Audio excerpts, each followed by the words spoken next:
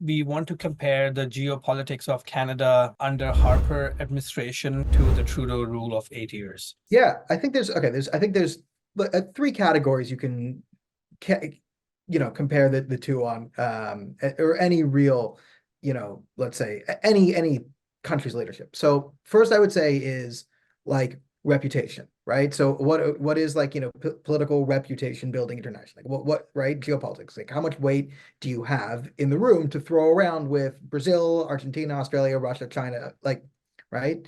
And the other thing we would be is like, okay, well, what is the actual political philosophy coming out of, whatever administration, right? So who are your friends, who are your allies? What are you doing, right?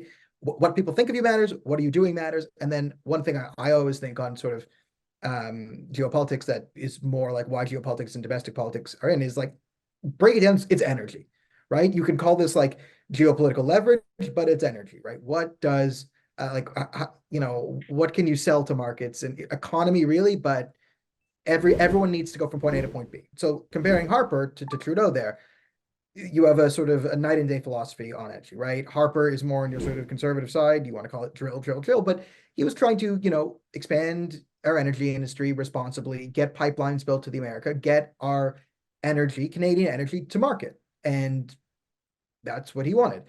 Trudeau, however, is the opposite, right? Shutting down the pipelines, putting in the carbon tax, which is again a tax on energy. And again, in politics, like this whole thing on Ukraine is we're talking about a carbon tax on Ukraine from Canadian form, energy. So that's where we are. So right there, there's your one is philosophically make more energy, create more leverage. One is against it. In terms of actual, policy and philosophy, you again have a massive shift on that kind of breaks down on the right left political spectrum, you could say, geopolitically. But to be clear on it, you look at Justin Trudeau, the most infamous clip is him admiring the basic dictatorship of China running for election. So not exactly harsh on our adversary. So in terms of CPC policy, he is more, I'd say, openly, capitulatory than Harper. Now, not to say Harper gets an A plus. Harper was part of the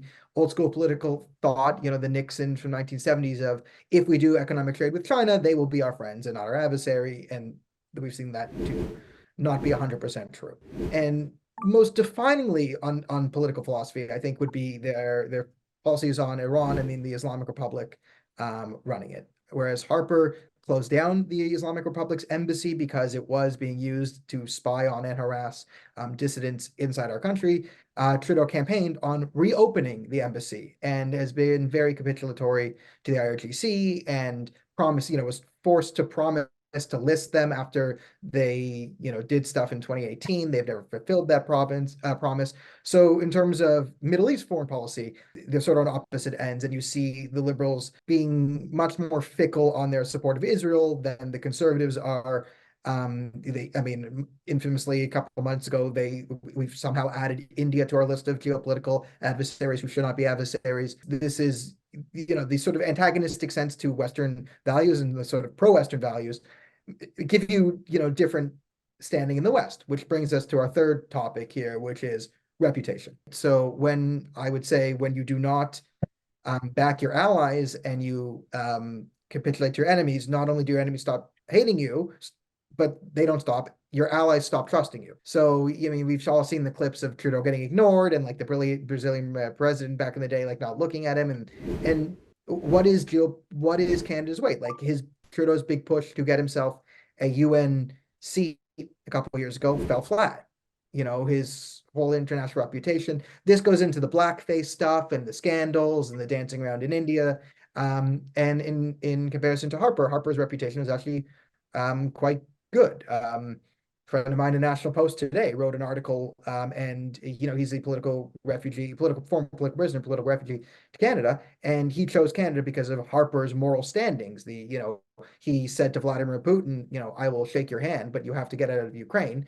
Back when they started the first Crimean War, technically this war started back then. So again, there's a very big shift in reputation for the two.